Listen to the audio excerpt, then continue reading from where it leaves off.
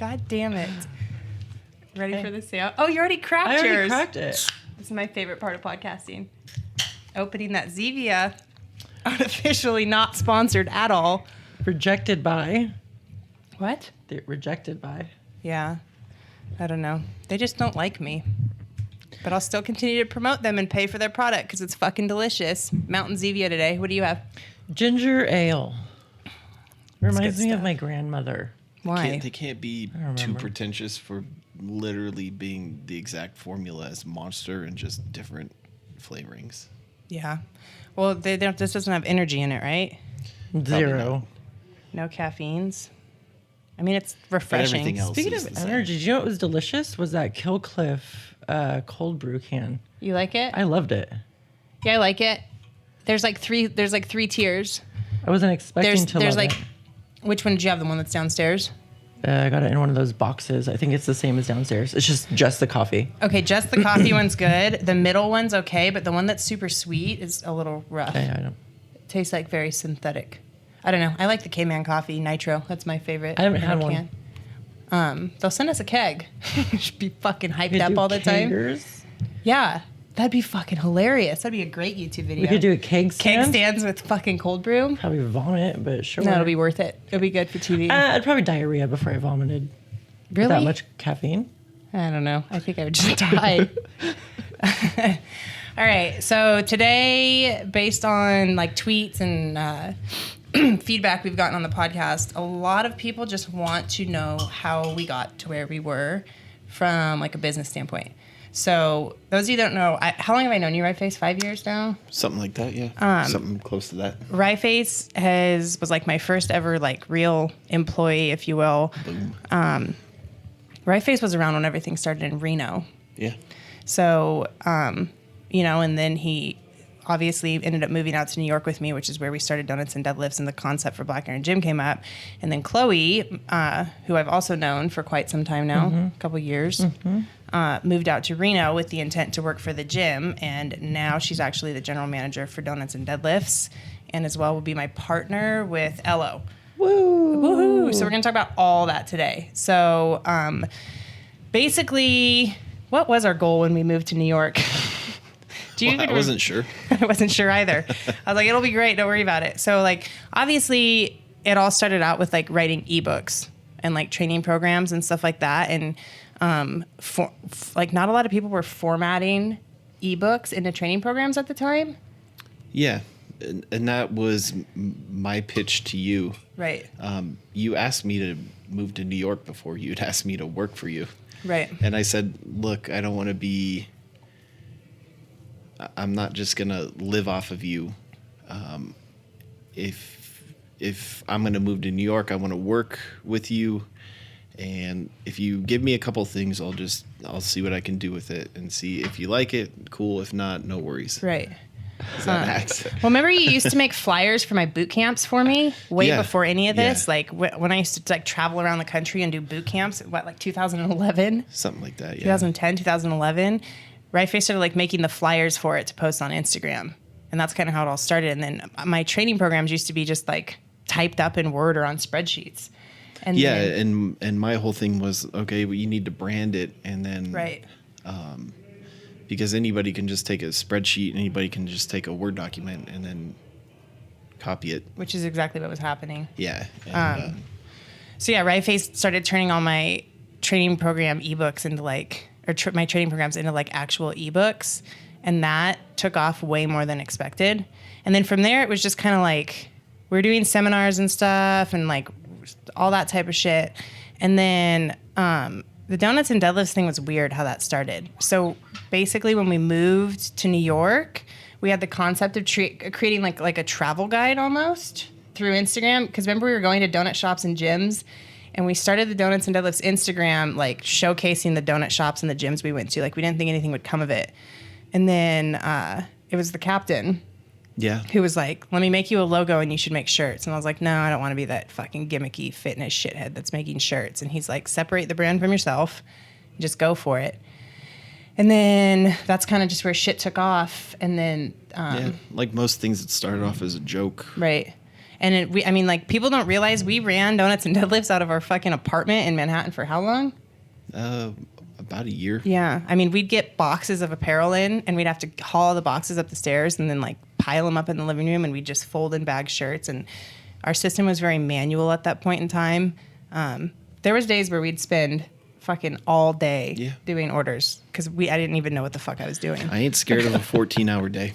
Yeah. Oh, like, we did not know what we were doing. And, like, Matthew Millions was helping, I remember, but, like, it was just such a fucking mess all the time. Like, we'd get like 400 orders over the course of a week, and then we would just have all these orders and then have to like figure out how to bag them and send them, and then we would carry them to the post office because we didn't know that big ass trash bags. We'd fucking load up trash bags and carry them to the post office. That probably wouldn't fly anymore with pipe bombs going off in New York now. Fuck that, yeah. Those crazy. Stairs in your place were the worst, by the way.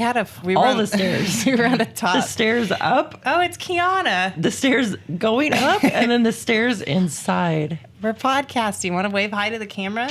Kiana just walked in. If you're watching on YouTube. If you're watching on YouTube, you can see There's Kiana's Q. pretty face. If you're listening.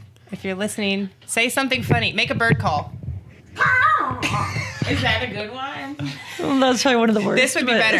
Caca! That was better. Do yours. Do a bird call. I don't do bird calls. I do hog calls. Do it.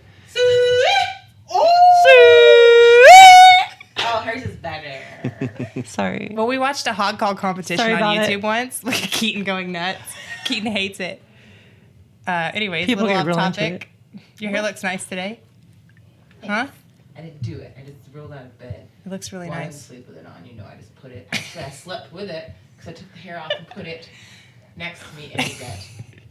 So Yeah, technically, sleeps I with her slept with fucking wig on the other side of the bed. Like a teddy bear. just in case you never know, Burger might come in. You want to? What if he's hot? She's like, wait, don't rape me. Let me put my wig on first. We could get robbed by a hot guy. You never know. Sweet. What are you guys talking about? Business stuff. I'm leaving here. Little cameo by Q. So yeah, we used to just like drag the fucking shirts to the post office. This was before we knew that there was like, you could schedule pickups. We literally had no fucking idea what we were doing. So I'm trying to put the timeline together. Because when did you What come? book were you working on when I was there? The first shitty one with And Ashley. then, so DNDL hadn't started yet? We used It was money like from right that. after that. We used money from that to So that buy was the first run of shirts. right. So we wrote that shitty like 30-page PDF on flexible dieting where I was really aggressive and abrasive and cussing the whole time because that's back when flexible dieting still needed to be defended. And I felt like I had something to prove about eating and all that. So we wrote that, and that ended up selling like an absurd amount of copies. And I still to this day don't know how. But I still think that part of what launched you as you is that you always said whatever you felt with zero filter and Right. no regard for the repercussions. Right. Because I still remember things you said. Crazy. And I'll bring it up and you're like, I said that? And I'm like, Well, for those of you listening that have been around for a while, I talked to Ben about this the other day. We were talking about like how my career started, and I was like, I used to be really mean and really aggressive and name call, and I'd make these really fucking ridiculous. It was Facebook that I got into trouble on, like really ridiculous Facebook posts, just calling people out like publicly all the time. Yes. And not caring about what anyone would have to say about it. And then when people would comment, I would just like, it was literally just me being really aggressive and abrasive. Oh, there's like major engagement. Oh yeah, and Yeah, it wasn't just like leave a comment and leave it be. It was me responding to every comment, being super out of control all the time. I would just sit back and be like, Oh, what I the would have fuck people is going text me on? like the popcorn emoji, like they were just watching this. Like, it was bad, but that is actually like what. It is part of it. Yeah, And definitely. your Instagram, it was super risque. Yeah. Not like risque how it is now, but it was Right. like titty, like naked titty shot. Yeah. You had There's under You boob. had the one from when you were in Europe, I think, and Yeah. you couldn't barely fit in the shower. I was stuck in with the your shower titties. with Yeah. my boobs out. Yeah, I used to be a different specimen all those years I mean, back. now it's a different kind of risque. Right. It's a more appropriate Yeah. risque. It's classier. Oh, fuck. But these the are all good like old the days. building blocks. Yeah, this was all like the building blocks because what we did first is we brand, well, it used to be K-Make Ags, and we like branded that. and then like I kind of just realized like there was other directions to go. So that first PDF came out, and then we kind of like coasted with Donuts and Deadlifts for a while, not really knowing where that was going to go. And then actually, when we almost opened the gym in Manhattan, thank fucking God we didn't do that. I was actually going to like sell Donuts and Deadlifts or not, because I realized like everything had to get focused on that gym. But we didn't sign the lease because we just didn't have the right help in place at the time. Like it wasn't something Ryeface and I could have taken on, you know? I mean, opening a fucking gym in the city, all the construction and shit that would have had to take place. It just, basically Drew ended up talking me out of it is kind of what happened. So at least something good came of that. I couldn't imagine doing anything in New York. Oh, now Like, looking back owning now, a business in New York, just I think would be the craziest thing ever. Yeah, looking back at it now with like just all the rules and shit that there are, it would have been a really bad move. I would have gone bankrupt. Because there's like noise, like major like noise compliances, right? Yeah. For gyms. They wanted us to soundproof that entire basement of that space, and the soundproofing alone would have been like $30,000. And the monthly rent was $49,000 a month. That's so crazy. I paid $3,000 a month for the gym here.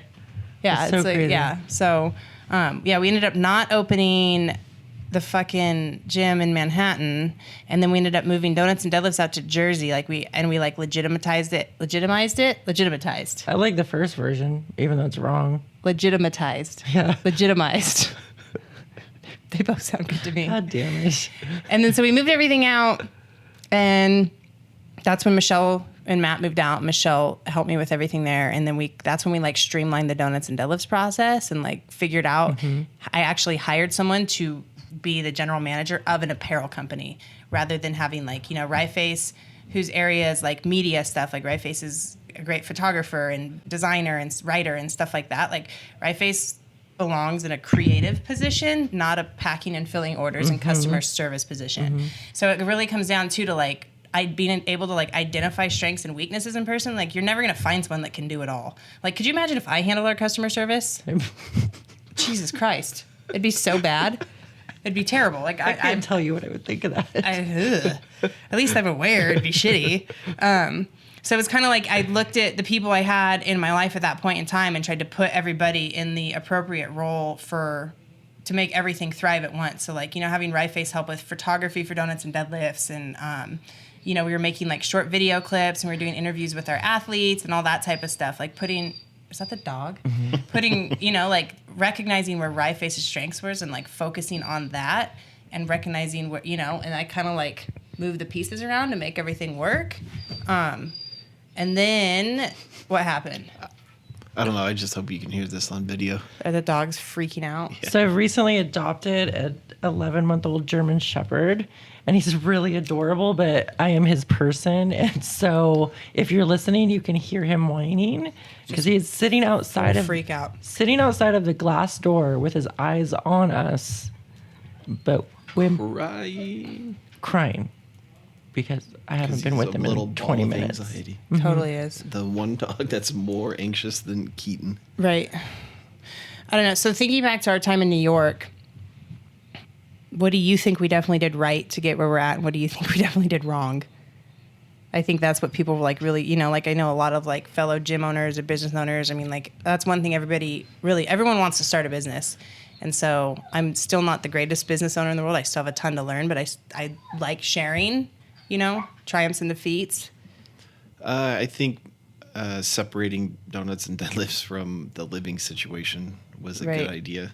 It's a good idea we didn't try to do a CrossFit powerlifting gym in New York, especially Manhattan. Right. That community doesn't exist. Right. And that's the thing about like any big city. Like you can have a total. They just opened a gym in Boston. That's all the mountain climber. Mm-hmm. It's a like niche thing. It's a spin class, and you can fill that up. But it's just like, man, not everybody, especially in the big city where it's, you know, boutique high, gyms. High fashion. Everybody wants to Soul Cycle. Everybody wants to do spin class and yoga. Right. Because they don't want to get big. They don't want to get strong. And that's fine. You know, lifting's hard. Yeah. And that was one of the things is like, it's easy to see it now, but it's just like, oh yeah, there's 8 million people that live in New York City. Like, we can fill this gym. Right. And in retrospect, we probably couldn't have. Yeah, it's more of like It would have been a destination deal, like Yeah. and that's kind of what I came to realize is a lot of people were talking about wanting to travel to New York to come to the gym. We would have made our money on drop-ins. Yeah. And that's not what I want. That doesn't build a community. Right. And like, that's great. I know gyms that thrive on their status. And so they make their money on people traveling there to drop in. But that completely removes the notion of having a community within a gym, which is my favorite thing about a gym. Like, I love our members, and I love seeing the same faces every day, and like knowing what everybody's going through, and it, like, just all being in everything together all the time. Like, it's just a really cool feeling to have that support system. Whereas, the big, really well-known gyms that are people just want to go drop into, that kind of like removes the whole aspect of community. Well, that, and we would have had to compete against Reebok. Right. Yeah. I mean, their flagship CrossFit gym. Yeah. Where is it? Union Square, right? Yeah. So we wouldn't even have been far from it. Yeah. And then, I don't know. Even you look at CrossFit Solace. That's where we went for the last year we lived there. Even they have bottomless pockets to fund. Right, but they diversified away from CrossFit powerlifting. That's downstairs. Right. Yeah, and then upstairs they they've got the gymnastics and the gymnastics, the boot camps, the TRX stuff. Right. They realize people that's what people want that. want. Yeah. That's more. It's a hard sell. Right. And I haven't looked at the numbers in a long time, but CrossFit will have a ceiling. Yeah. And absolutely, it will. And it'll eventually move on to the next thing, because it's essentially mostly a marketing thing. Yeah. Fitness isn't new. They quantified it. Right. And they marketed it. Right. Not everybody wants to go to a place where it's just like, it's so easy to get wrapped up in a mentality in CrossFit of like, oh, now you have to compete. Same with powerlifting, same with weightlifting. Absolutely. It's like, oh, well, like, what are you even doing if your goals aren't to compete? It's like, I'm doing this because I want to, and a lot of people don't want to be like sucked into that, because then it starts fucking with their head. Yeah, the pressure to compete at gym. I mean, like, that's kind of, I got to the point there. I felt like if I didn't start competing in something, I felt like I had to compete to Say it again. legitimize myself. I hate that fucking word. I don't know why I keep saying it. That I got in the best shape of my life there, but at the same time, like, you got to pick one. You going to be a good athlete, or you going to be a good business person? Right. And that's the trade-off, because if you're spending 4 hours of your day, like, this is our training block. We're going to go. Takes us a while to get to the gym because we have to walk almost 2 miles. To Solace, yeah. Through the city. Because it's not easy to go east-west in Manhattan. All the trains run north-south. And taking the train would be about the same amount of time as walking. Yeah. At least we were warmed up when we got there. Yeah. But it's like you take this big block of your day, and then you're doing it in the middle of the day because you got to accommodate to the fact that they have business hours. Right. So you're taking your prime hours for conducting business training. Right. And so I think that was one of the things, is like, New York is very expensive, and we're spending all of our free time training And walking. We're going to hit a ceiling here soon. Yeah.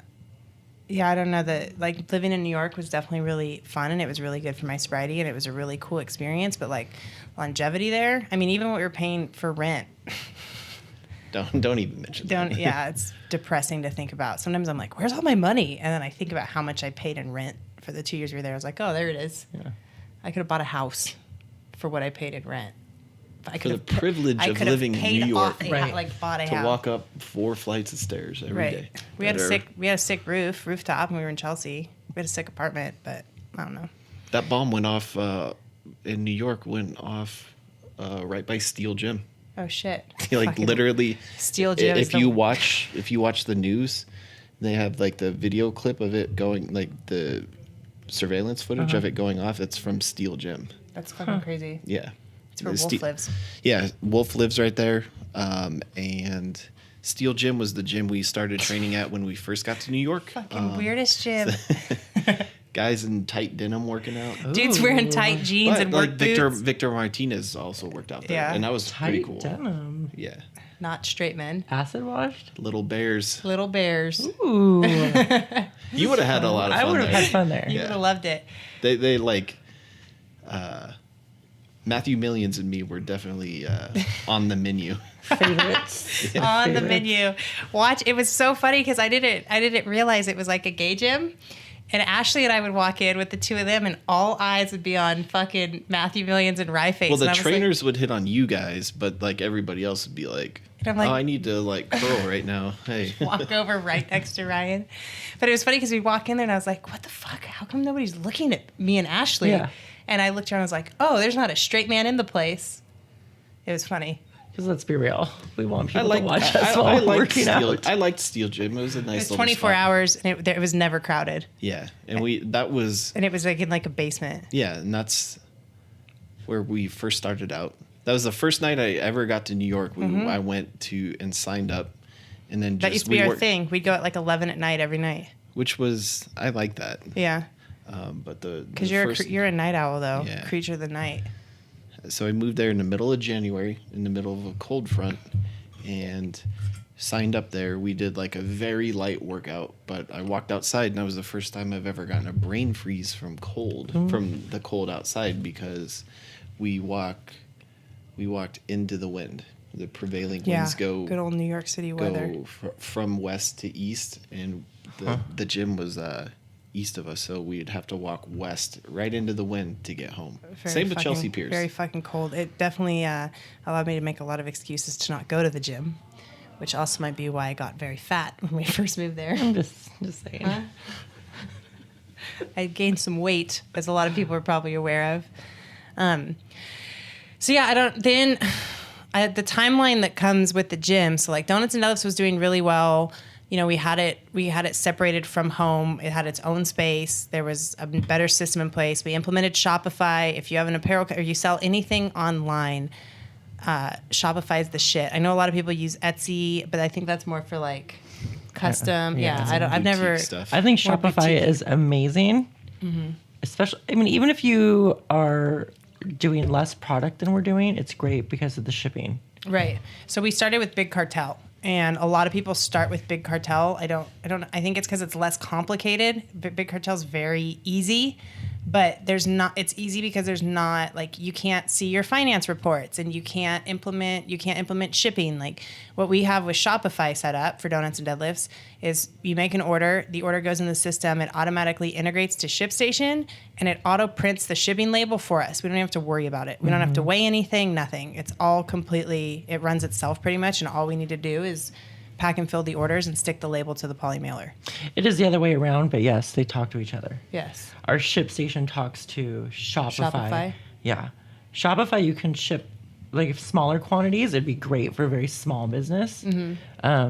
But yeah, ShipStation's great. And then you can have multiple stores. So if you have more than one e-commerce, you can have it all sourced to ShipStation, and it deals with the packing slip and Everything. the return label, and everything gets it correct.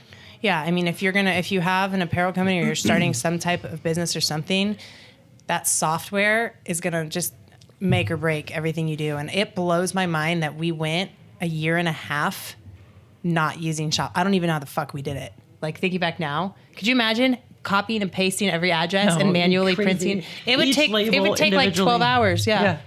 And then I mean, Shopify, it does take some time to get to learn it, but once you like do the work and learn it, you can just run your business so incredibly well. And they have like a website build out program on there. Like I built the Doughnuts and Deadlifts website, and I'm a fucking dum-dum with technology. You know, they make it Agreed. super easy. Dum-dum. Beep boop, beep, beep boop. That's what technology means to me.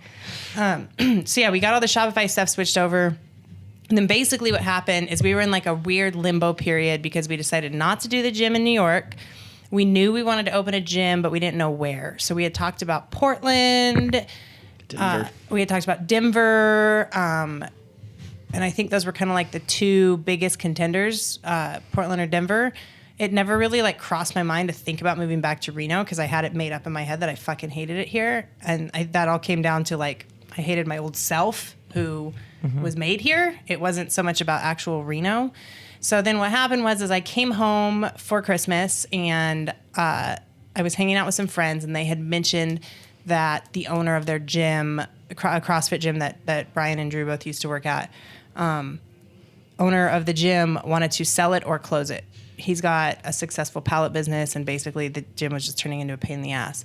So I half jokingly said, I'll just buy it. And then everybody kind of looked at me like, will you? So I contacted Scott and I said, like, here's the deal. I just want your space and your equipment. I would completely like remodel the gym, repaint the gym. You would close your business and I would open up my own gym. And at first he turned me down and said he had other buyers. And so like 2 months goes by and then I get an email from him saying he had changed his mind and that he knew it was in the best interest for the gym to have me reopen a gym here because he did care about all of his members and stuff he had here. So it happened all very fast. I basically said, okay. And I flew to Reno and I wrote him a check for, I basically bought the lease and the space and the equipment from him, and technically, I guess, his membership. He closed CrossFit Sparks Elite on April 1st, and we spent April painting, putting in the turf, I got all new equipment, remodeling everything, completely redoing everything, and then reopened his Black Iron Gym on May 1st. And so that's kind of how the gym thing happened. I lucked out in that situation, I think, because everything was already zoned and permitted for this to be a gym. Like we had already passed the fire inspection. We had we had coding, zoning, everything. And that's the hardest part about opening a gym is going to the city and getting all those zoning and all that stuff to be able to open a gym. So I didn't have to do that because there was a gym previously existing where I was, because there's certain rules about bathrooms and there's certain rules about showers. And then if you have showers, it's a whole different code you need. And so like, that's the hardest part about opening a gym is doing all that legwork to figure out how you can actually open a legitimate business and not get shut down by the city. So I didn't have to do that. I basically just came in and redid everything and, started Black Iron Gym LLC, did all just restarted pretty much, but not having to do the coding and zoning. And then the hardest part was we were still living in the city for 6 months after we opened the gym. So I was trying to, be a gym owner from 3,000 miles away. And then as a group, we all decided, okay, everyone's fucking moving back to Reno. We're moving Doughnuts and Deadlifts to Nevada. Like we literally packed up everything on the East Coast and everybody just came back. And that's kind of where, I think Ryeface, you found your place a little bit more because we wrote the second flexible dieting book and did the design work on that. And there was like a really big chunk of change right at first, which was nice. But then from there, it was kind of like, okay, what now? Because I knew I was pretty over writing training program ebooks, even though I know I make good money. When I was doing it, it made great money. I know people like how I program, and people still ask me to program to stay, but I'm not passionate about it anymore. And I'm not about making like quick money off ebooks anymore. Like it's just not my thing. I'd rather, put my attention elsewhere. I don't even know what the fuck we were just talking about. So moving back, it was kind of like nice to be able to like give Ryeface an actual like title and a position in an office and like give him some direction, because now we have the podcast, which is something we wanted to start doing when we were in New York and we never did it. Remember, we bought all the equipment and we couldn't fucking figure it out. And one failed attempt. Yeah, fuck. Which is fine because it's like... It worked out for the best. Yeah. Yeah. So, now like, this is Ryeface's podcast. I just talk on it. So, Ryeface now is the podcast. And I'm the Jim McDonald of this podcast. Yeah, totally. Who's Jim McDonald? He owns the Powercast. He does all the producing for Mark's podcast. Thank you for filling me in. I guess I'm kind of like Mark and you're kind of like Silent Mike. Speaking of which, those fucking dum-dums want to come here and podcast since I've been on there so many times. We should do it. So we interview them and grill them. Totally down. I'll believe Mark when he shows Mike up. Will come. Mark will fucking show up. Yeah. Mark will be like, just bring the equipment here. We'll do it here. When he walks through that door, I'll believe him. We'll Skype him in. Skype him in and have Mike present. That'd be funny. That'd be really doable. funny. Yeah. So yeah, you know, like, and then getting back here, it's kind of like everything fell into place more because I'll be honest, we didn't do a whole lot in New York. We had income coming because like the cool thing about writing ebooks or books is it's residual income and that money just kind of like comes in. And the more you promote it, the more it comes in. But I never liked being that person, like trying to push ebooks online. Some people fucking love ebooks, and that's fine. There's a lot of people you can go to buy ebooks and all that. But I don't know. I just kind of got to the point where I needed more than that. So there was money coming in. I was doing some nutrition coaching, and then I stopped to focus on other shit for a while, and then like Doughnuts and Deadlifts, and we were kind of all over the place, and it just felt like there was like no direction for a while. So once we got back here and everybody had actual jobs and a physical location to come work, because that's the other thing, we worked from home and it was fucking rough. Like working from home is fucking brutal as if you have to do it every single day. There's no on and off time. Right. And then you start to It's always partial, on. one or Yeah. the other. Yeah, and then you start to like resent being home because you're fucking working so much, and there's like no separation. Like even if you have a home office, it doesn't. We still catch each other. Us. You and I, like, we'll get home after being here for 8 hours. start talking about and then we notes. start talking about work. And I'm like, wait, we don't even need to be talking about this Yeah. right now. Well, we have the rule on like weekends. It's like when we No go out, work. no talking about work, or like when we travel, we try not to talk about work too. But yeah, you know, we all got back here, and Doughnuts and Deadlifts had like a bigger space, and everyone had an office. I had Ryeface had an office. And, you know, everybody was working full-time coaching at the gym. And so, like, it's kind of like everything fell into place, and we were able to start dialing in little things more and more. Owning a gym's fucking hard because especially when you're not like a Globo gym or something. I mean, there's like roughly about 150 people that walk through these doors throughout the week. And I know them all on a personal level. And it's kind of like, you know, a lot of times I have to be a therapist, and I have to be a friend, and I have to be a gym owner, and then on top of that I have to be a boss, and I have to be a coworker because I don't like to view you, as you guys know, I don't really like everybody's all in this together. I try to give everybody equity in my companies. It's not just it's Krissy's word and that's it. Like I'm constantly asking you what you think's best. I give Ryan like free reign and direction for whatever he wants to do, and I encourage his ideas. And like same with the coaching staff downstairs. I don't micromanage the programming. I don't micromanage the coaching. I kind of like to let everybody do their own thing. So that being said, Chloe moved out to Reno to help with gym, what we thought was going to be gym stuff. Mm-hmm. She got here, and that lasted, a couple months sort of.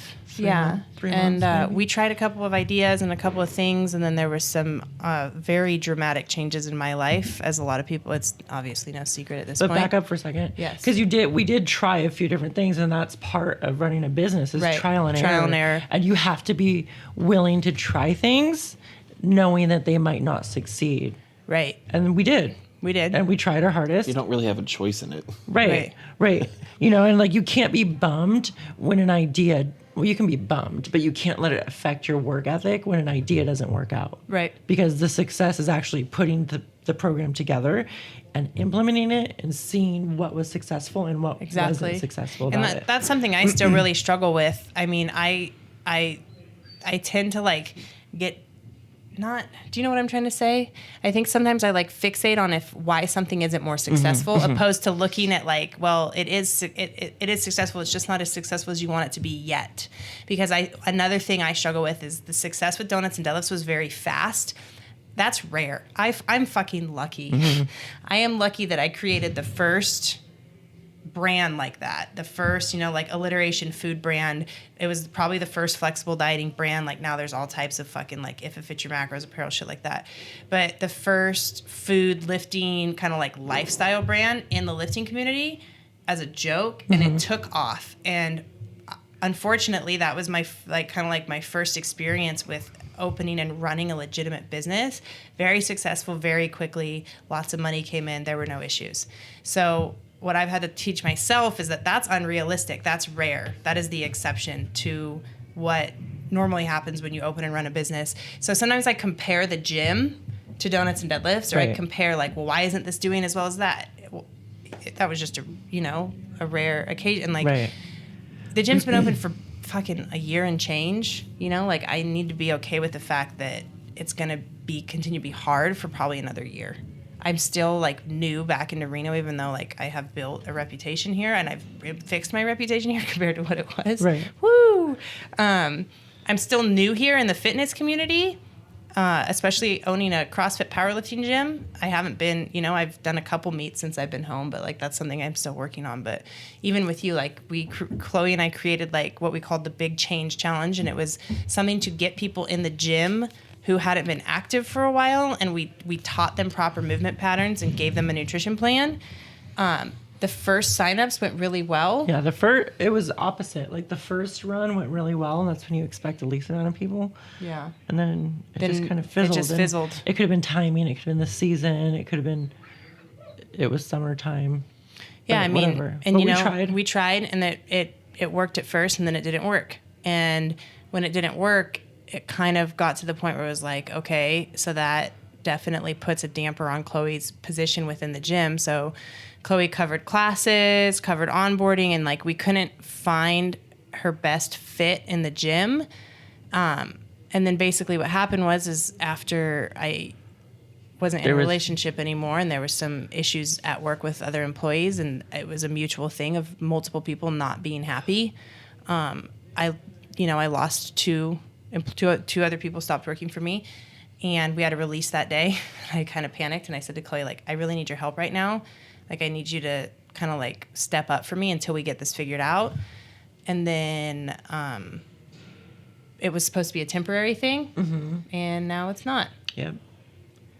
I stepped away from coaching and back into the business life. Which is what Which you're is best my at. background as in project management, so it wasn't a big change for me. Right. Or it wasn't I didn't have a huge learning curve. And I thought I wasn't going to like it as much, but it's more secure than coaching. I feel like coaching, I've always had 3 or 4 irons in the fire, and just, you're always trying to hustle and keep ahead and make more money. And, and it's just for me, it's more secure. I'm 37 years old, and I'm happy not doing the grind, and I do not want to get up at 4:30 in the morning to teach AM classes or anymore. stay at the gym till 8:30 at night coaching. No, I just don't want to. And I don't know, like, luckily this is a fun job. Yeah. You know what I mean? Like, there's lots of, like, Doughnuts and Deadlifts is fun. Like, the stuff that goes into it, like planning new product lines, like we need to pick colored shirts, we need to pick the cuts of shirts, and we need to pick what to print on them, and we need to pick quantities. And, like, it's a challenge always, because we always are trying to come up with something new or different, because we can't just keep putting out fucking 2-colored t-shirts with the same logo on it. It's constantly working on new designs or coming up with specialty items or figuring out what fucking color hat and what patch, just shit like that. Yeah. Like, and you going get back to not everything works. right. Yeah. Exactly. There's And you try and think something's going to be really successful, and it's not. And And you just got to then, pick up like, and move something on. you're just like, that's dog Mediocre. shit. And then just like, why did it sell out in an hour? Yeah. Like, you never know what people are going to want. You never know who's going to, like, the shit with Mike Golick. Well, I didn't know that fucking Mike from Mike and Mike was going to buy our shirt. And it's just like, it's crazy, because you never know, like, who's going to like what, or who's going to find interest in your brand that's going to, like, cause that, that snowball effect, because it's just crazy how everything works out. But I mean, like, obviously patience is a very good thing, and it's something I've been practicing a lot more. Like, that's what I've kind of been working on the whole year, is just being more fucking patient, because that's easily my biggest character flaw by far. You're reactive. You're a reactor. Yes, I've been working And on I'm that a not. lot. Yeah. Well, even Chloe's had to teach me, like, if I just to calm the fuck down sometimes. And I think I've been really good about it recently, the past couple months especially. But I mean, I've said this before. You and I are very similar, except there's 10 years between us. Right. So it's just, I understand. I used to be super reactive. Yeah. And I would just hit myself into a bigger hole. So I usually have to sit and wait and respond to things when I know I've thought about it. Personal and business. Yeah. People piss me off in the business world, and I can't say what I want to say, because you could be losing a customer to 20 customers. Right. Yeah. Just because you want to be like, no, you're fucking wrong. Yeah, and that's the other really hard thing, is there's times when people have emailed and I just want to be like, you're fucking wrong. No, but you can't be like that, especially if your customers need to be important to you, and like there's going to be times where like you fuck up and you need to make it right. And there's gonna be times where your customers fuck up. And guess what? It's still on you to make it right. And that's the hardest. That's one of the hardest things about having. Yeah, I messed up on an order and some guy absolutely just laid into me over email. Like, we all read it. We're like, what the hell? Like, it was the rudest email I'd ever gotten. And I just responded super nicely. Not in like a patronizing way, but I just responded nicely. And his response was apologizing for flipping out because he felt like an asshole and like said I should have thought about that before I wrote it. Yeah. But like, normally the inside of me wants to be like, look at it, motherfucker. Like, it was a goddamn accident. There was a weird point in time where I was following this kid on Twitter. He runs like a kind of just like a street style, pretty small brand. And they have a kind of similar business model to like what we do, just on an even bigger scale. And I just thought it was insightful to follow him, but man, like he did what we kind of used to do and just like respond to the trolls and the tweets and everything. And he would just be like, dude, what the hell, man? Like, we're not Amazon, we're not Nike, we're not Walmart. We can't, like, there's Right. one full-time person Yeah. here. Yeah. And that's the thing. It's just people flip out, and it's just like, dude, let's manage your expectations here. Like, this is not a completely automated system. Right. Right. It's automated up to the point that everything has to be packed. We pull everything ourselves. We put it in the bags ourselves. And that's not to like say that, oh, like you should be okay with it, but you should be understanding and understanding of the fact that like it's going to be remedied. It's going to be fine. Yeah, we're not trying to screw you over. Everything's gonna be okay. I think people take it like super personal that like we're trying to do them be like, wrong. By That's like, like My messing dog up. died. Yeah. Okay, Shouldn't that's that be why like, your don't you order know? was There off. was the time that I accidentally sent the wrong color shirt to somebody. I packed like a gray shirt instead of a blue shirt. It was last Christmas. I love this story. Oh my God. And I actually felt bad, is what's so crazy. And then I got an email from this girl who the email started saying, my boyfriend, I'm not going to say names, my boyfriend blank, I'll say Ronald. That wasn't the name, but I'm just going to change it. My boyfriend Ronald's the greatest man that's ever walked this earth. And he treats me like, going on and on and on, talking about her boyfriend for 2 paragraphs about how he's She clearly idolizes this guy beyond belief. he's the greatest human. And that's great. Good for you. Like that you feel that way about your significant other. And then she proceeded to tell me about their Christmas tradition, about how they celebrate Christmas the day after Christmas, and it's very important to them. And then proceeded to tell me that I ruined their Christmas because I sent the wrong colored t-shirt and that he didn't deserve to have his Christmas ruined by me. Literally exact words. I was in shock reading this. And I was like, your fucking Christmas is ruined over a goddamn shirt color? And I just couldn't believe it. And it just blew my mind that somebody even took the time to write that email. I think also people don't understand on the other end of when they're on the side of their keyboard, all the stuff that we have to deal with in the back end, and there's times that people say that we made a mistake, and I know damn well that we didn't make a mistake, but we have to honor that. Right. And I don't have a problem doing that. I think that's part of business. But when you're fucking rude to me, I'm not going to be like generously nice back to you. Right. If I mess up, I will send you that goddamn shirt before I get your shirt back. Before I get the wrong shirt back, I'll just put that one in. But if you're not nice to me, like I'm going to wait for that order to come back just to make sure that I get it before I send it out. It's like, just be nice. You don't need to be mean. It's not on purpose. They're probably destroying something very important. Just destroying the fucking office, the dogs are. Yeah, I don't know. And that's like one of the hardest things, whether it's owning a gym or owning an apparel company or anything, is the whole notion of having to, what'd they do?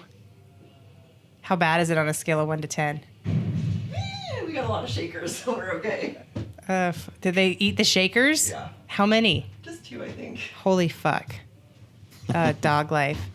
Yeah, and it comes down to like, you need to be okay dealing with people, period. And I'm socially awkward as fuck. Like, it's hard. Like, I don't know, if any of you have met me in person, you've probably noticed like the awkward that exists there. Listen to Q. And so, like, it's easier for me to deal with people over email because I've been doing it for so long, but shit. They were destroyed. Well, it's now a dog toy. Yeah. You can buy a Donuts and Deadlifts shaker for your dog. Makes a sweet dog toy. You fill it up with kibble and bones. It's not a bad idea. And then for 10 minutes, they'll be entertained. Yes, 10 whole minutes. Till they have bleeding gums. And So yeah, I mean that's just kind of like how things unfolded, and it's like it's been a trial and error process. It's been asking other brands questions, how they do this, how like and like anybody you're cool with, I'm willing to share information. Like like with Juggernaut, with Chad straight up fucking texted me and said, how do you do Shopify and ShipStation, and how do you store your stuff? He just asked when they started doing apparel, and I fucking showed him everything. It's not good business in general to, I don't know, hoard information. no. That's It makes just you look bad. fucking There's enough There's apparel no- to there- go around. Yeah, and there's no secrets. Right. And that's the other thing, fundamental thing. I see a lot of people want to start businesses, and what's the point? What's your goal? Right. Okay, like the idea of starting a business is that you have an idea, and it's completely ancillary that you make money on it. Because if your primary goal is to make money, Right. go to Wall Street. Right. Yeah, and I've had some of my very big name fitness friends or CrossFit friends who think that their large Instagram following means a successful business. And, a couple of my friends saying like, hey, I want to start a t-shirt company. Do you have any ideas? Yeah. And they, and they kind of, I'm going to use them for myself. Sorry. yeah. That's where I'm not willing to help. But a couple of my friends have come to me with good ideas or good, and said like, hey, like, who do you use as a printer? How, like, and they've already done the work. They have the design work. They have, and stuff like that. And all they want to know is like a reliable printer. And they might have a couple of like questions as how to streamline. And of course, I'm willing to share that. Like, that's not a secret, and like, that's how I learned. There's people who were willing to share that with me. Like every time I see the Caffeine and Kilos dudes, we always, spend a little bit of time talking about business stuff and their process and my process and like what they're doing and what I'm doing. Like it's part of like that's part of the fun of being a business owner is the networking like that with other successful people. It's cool because people that are on your level, So that brings me to the next thing a lot of people were tweeting at us about. Chloe and I obviously became very outdoorsy this summer. I got a lot more passionate about hiking and backpacking and camping than I did about the gym. And while we were buying gear out, like we kept saying like, oh, what if this, or what if this had this, or what if, and we kept coming up with like these ideas on how to make backpacking clothes look better. There's not a lot of stylish backpacking. Because though the certain brands are nice and they look good, and it's not everyone's style. Right. And you know what we I mean? can't. Not everybody can afford Patagucci. God, I love Patagucci, but It's you're very just expensive. It's not just the price though, too. It's like it does look nice, but I have my own style. You want to be able to incorporate your own style into what you do in life, right? Yeah. And not every backpacker and hiker needs to look exactly the same, Right. just to stay warm or to be dressed appropriately for what they're doing. Right. And that's kind of what it does. Yeah. And so we started talking about like how we could make certain things better, how we could create a cool concept for like hybrid athletes, so to speak. Because the other thing to think about is like, there's so many like weightlifters and CrossFitters and stuff getting into outdoorsy stuff right now. And like, we're built different, and there's times I go to like REI and stuff and put shit on and I'm like, this doesn't even fit my body. Yeah, I wear the guys Yeah. The guys backpacking pack is what I have to wear. This All my small frame, but Yeah. the girls don't fit me All my- because of my neck. Yeah, and all my fleece stuff is dudes Patagucci stuff. Yeah. And so we came up with the idea to kind of create a brand for like the hybrid athlete, so to speak. The people who do lift weights and do train in the gym a lot, but also go outdoors. And so that's where we came up with, we're going to umbrella it under Donuts and Deadlifts. And so Donuts and Deadlifts motto is eat, lift, live. And so when we were trying to think of a name, I wanted to incorporate outdoor somehow. So we took the Donuts and Deadlifts motto, added an O to the end for outdoor. So eat, lift, live outdoor. And that's where we came up with the name Ello. And we went back and forth between Ello, goods, manufactured goods, Supply Co. or Ello Supply Co. Yeah. And when we said it, Ello MFG or Ello Supply Co. Supply Co. just had the better ring to it. So we went with Ello Supply Co. And so what we're going to do from here on out moving forward is we're going to hopefully have the first line of stuff out before Black Friday and Christmas to get people hyped on it. But we're going to start off, it's going to be, a little bit higher quality. We're going to manufacture stuff like paracords, water bottles, all that types of stuff, and then seeing where it goes, because we don't know where this is going to go. As of right now, we're literally creating something that we think there's a market for that doesn't exist. So, and we'll just kind of see where it goes. And it could, down the line, we could end up making backpacks and tents. I mean, you never know. That's one thing we're trying not to think about that too far ahead. We're going to just generate the interest and see what we can do with creating this outdoorsy brand. And my goal is to hopefully inspire more athletes to get outside and go see stuff and do stuff. And like, that's one thing I really pride all of us on. Like, Ryeface just went to Yosemite for a week. Fucking pictures were awesome. I just went to Montana for a week. Chloe's done 5 backpacking trips with me this summer. And like, I might go by myself. Yeah. I'm not telling you guys where.